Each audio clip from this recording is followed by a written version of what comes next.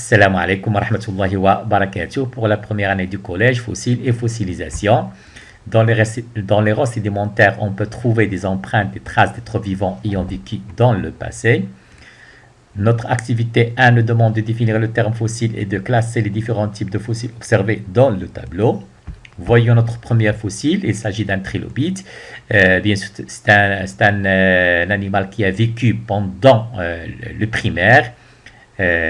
On l'appelle trilobite uniquement, tout simplement parce que son corps est formé de 3 lobes. Deuxième document, il s'agit d'un mammouth. Ce sont des êtres vivants qui ont été conservés totalement dans la glace. Dans ce cas-là, nous avons un bébé du mammouth âgé de 40 000 ans découvert en Sibérie. Troisième exemple, les restes d'organismes vivants. Il s'agit dans ce cas-là de dents de requin découvertes dans la région de Khoribga. Autre document, les restes d'organismes vivants. Il s'agit d'un fossile d'une fougère. Cette fois-ci, nous avons des œufs de dinosaures fossilisés. Un autre document, il s'agit des empreintes d'organismes, soit sous forme de moule interne d'une coquille de gastéropode à droite, à gauche, il s'agit d'une moule externe.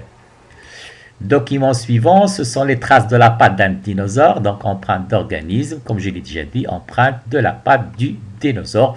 On les voit bien sûr clairement. Alors, cette fois-ci, nous avons des insectes qui ont été bien sûr fossilisés dans l'ambre, totalement. Donc, c'est quoi l'ambre? C'est tout simplement une résine fossile générée par les conifères. Les conifères, ce sont des arbres étant une substance collante. Les insectes y ont été piégés et complètement recouverts.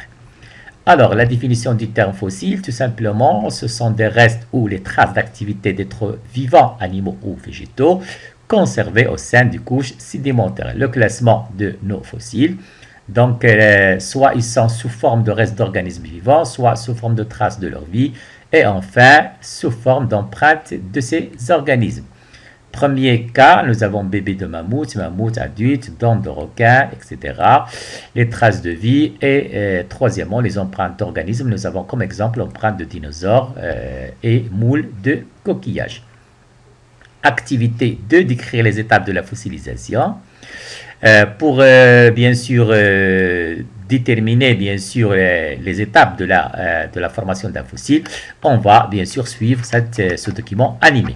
Donc un fossile d'un très vieux coquillage appelé le trilobite, j'en ai déjà parlé, c'est un bien sûr animal qui a vécu pendant le primaire.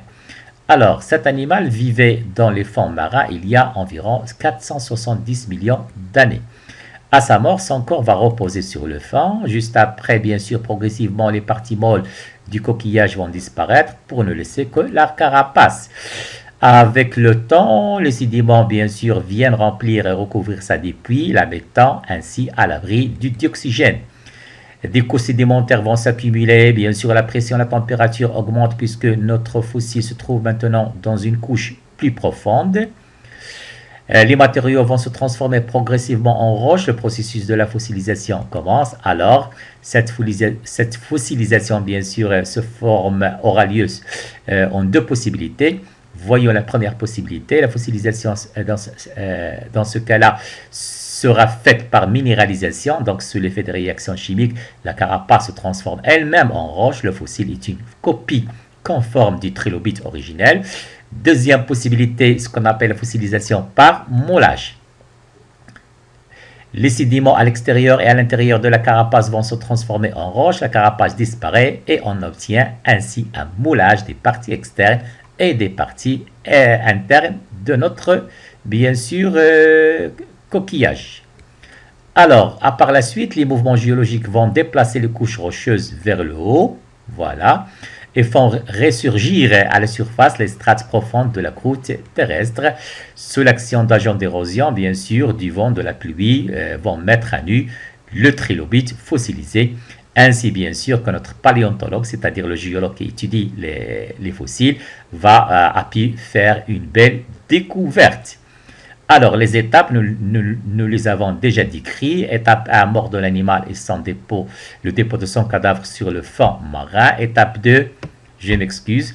Étape 2, l'animal est recouvert par le sable, la partie molle de l'animal se décompose. Étape 3, plusieurs couches sédimentaires vont se déposer sur les restes de l'animal. Et enfin, l'érosion des roches sédimentaires va permettre l'apparition des fossiles à la surface.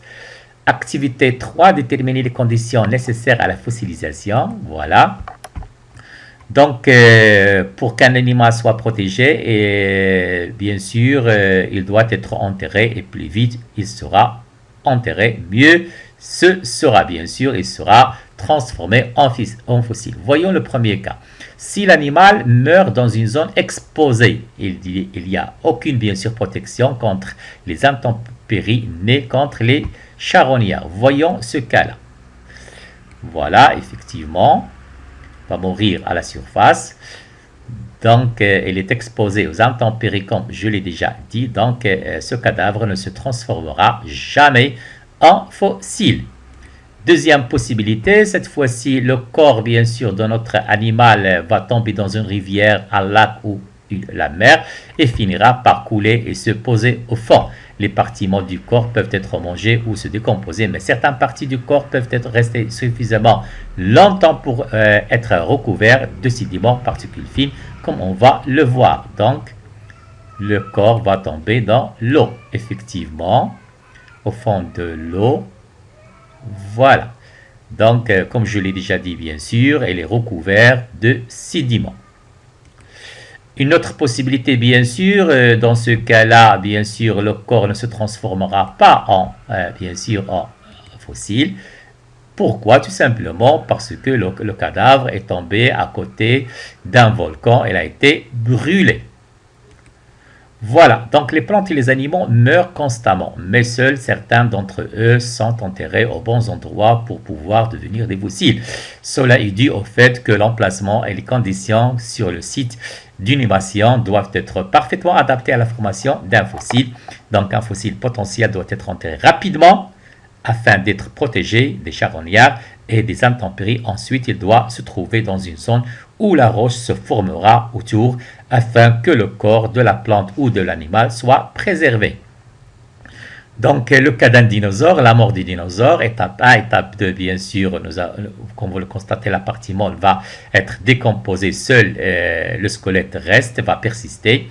Troisième étape, des couches sédimentaires vont recouvrir bien sûr ce cadavre. Et étape 4, bien sûr, des phénomènes géologiques, bien sûr, des déformations géologiques vont faire apparaître, bien sûr, faire monter les couches de profondeur à la surface.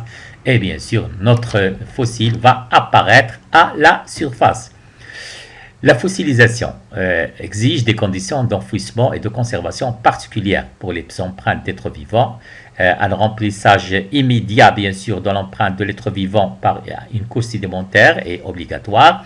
Pour les restes d'organismes, la mort de l'être vivant, son dépôt et son recouvrement par les sédiments.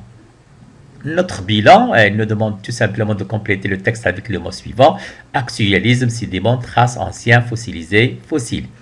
Donc, les fossiles sont des restes ou des traces d'êtres vivants ayant vécu dans le passé. Après leur mort, les êtres vivants recouverts par les sédiments peuvent être bien sûr fossilisés, puis mis à jour par l'érosion des roches.